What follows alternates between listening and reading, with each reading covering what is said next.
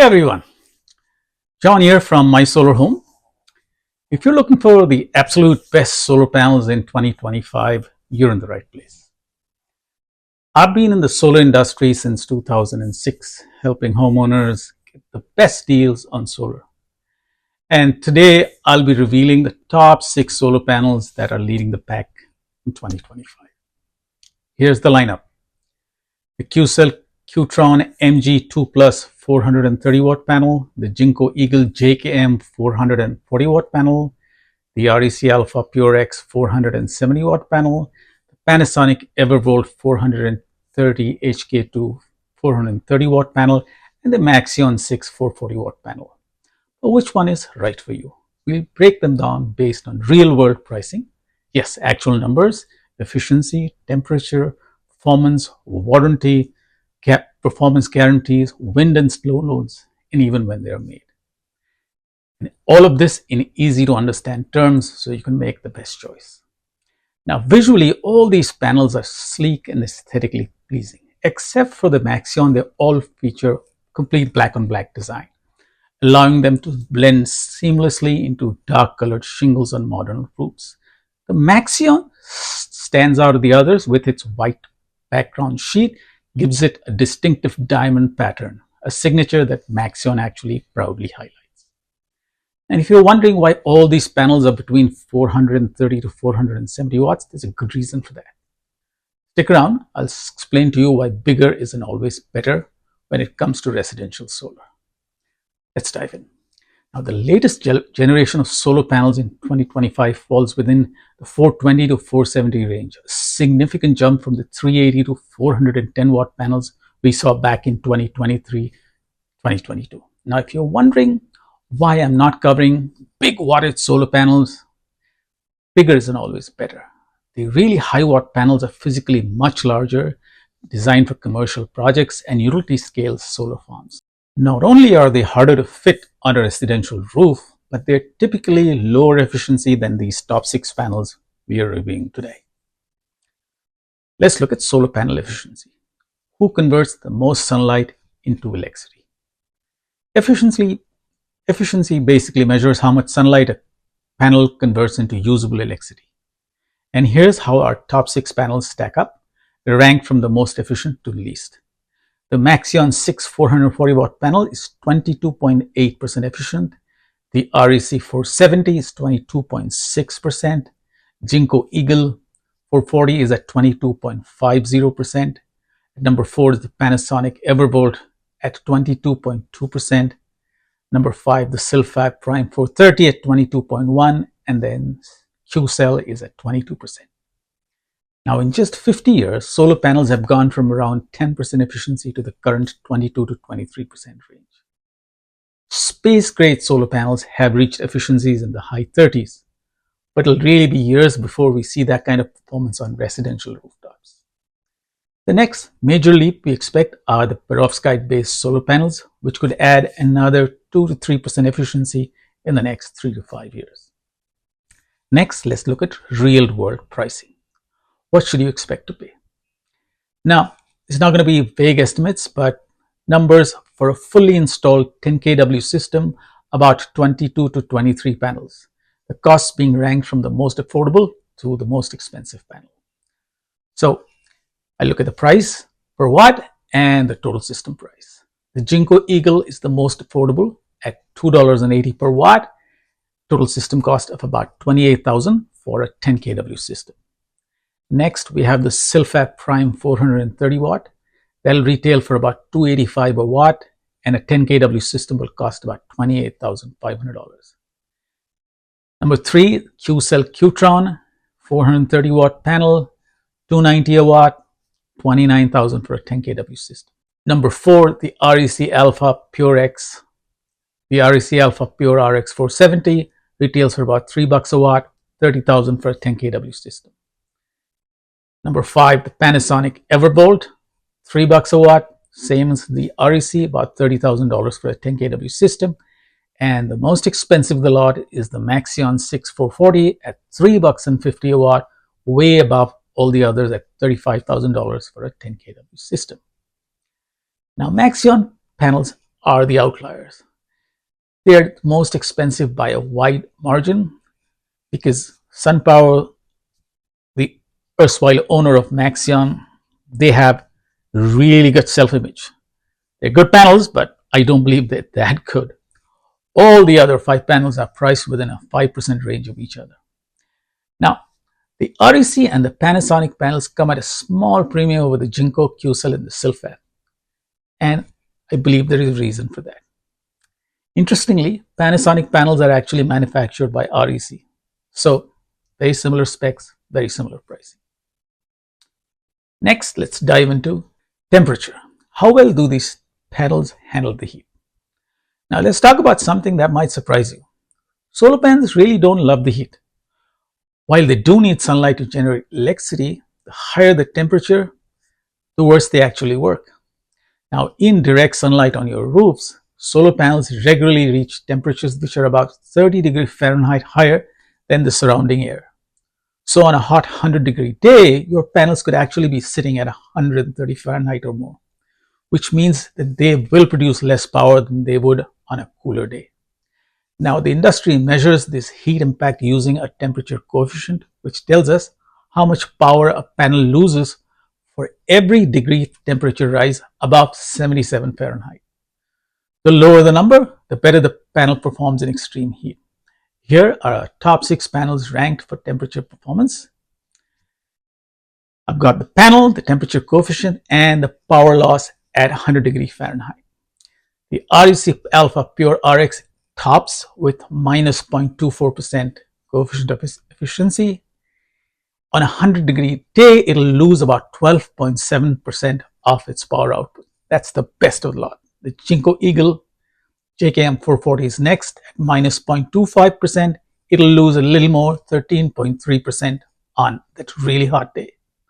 A Panasonic Evervolt 430 is number 3, minus 0.26%. It'll lose about 13.8% of its power on a 100-degree Fahrenheit day. Maxeon 6 next, it'll lose about 15.4%. The Silfab Prime 430 is number 5, it'll lose about 15.4%. And bringing the bottom of the list is the QCell Qtron, it'll lose about 16%.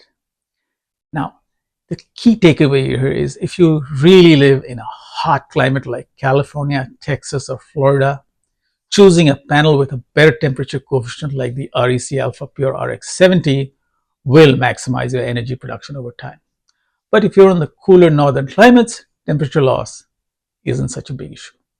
Next, let's look at the 25-year performance guarantees. They tell us how much power your panels will still produce after 25 years. And some of these panels, they go even further. The REC Alpha Pure X 470-watt panel promises you a 92% power guarantee after 25 years, right at the top of the list. In addition, they have a fabulous 25-year labor warranty. Anything goes wrong with their panel, not only do they replace it, they even come put it up on your roof if your installer is out of business. Panasonic follows with exactly the same warranty, 92% and a 25-year labor warranty. Obviously, both made by the same company. Maxeon 6 is number 3. They also promise you 92% after 25 years. They have a 40-year performance guarantee, 88.3% at the year 40. So 25 to 40. That's something extra they give you. The Silfab Prime 430 is at 90.8% after 25 years, slightly lower than the prior panels. And they also have a 30-year performance guarantee, 89.3% at year 30. The QCell Qtron has 90.58% after 25 years. The Jinko Eagle brings out the bottom of the list at 89.4% after 25 years. But even the Jinko offers you a 30-year performance guarantee, 87.4% at the end of 30 years. So the standout warranties are clearly the REC and the Panasonic, with not only great numbers after 25 years, but the labor and full warranty that gives you peace of mind if your solar installer ever decides to go out of business. Let's look at how these panels handle extreme weather next.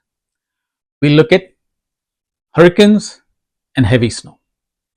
First, wind resistance. Can these panels withstand a hurricane? And the unequivocal answer is yes. All these panels are rated for hurricanes of 130 miles per hour or more. But a few of these, they build them to be even stronger. Top of the list is the Maxeon 6440 watt panel. It's able to withstand hurricanes up to 190 miles per hour. So that's the best of our lot, closely followed by the REC Alpha. They've got a 180 miles per hour rating. Panasonic Everbolt, again 180 miles per hour rating for hurricanes. The Silfab 430, 180 miles for the Silfab 2. So all of them are closely bunched together. QCell follows very closely at 160 miles per hour, and the Jinko Eagle at 130 miles per hour is at the bottom of the list.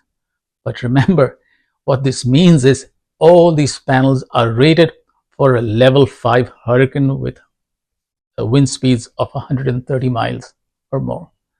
It really doesn't matter which panel you take, but if you are looking for a little more peace of mind down there in Florida, consider some of the higher rated panels like the RECs and the Maxeons.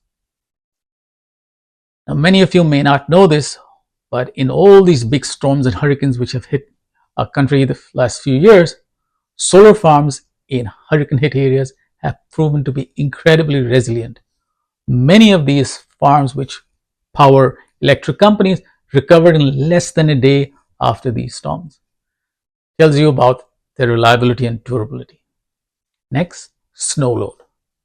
Can these panels handle really heavy winters?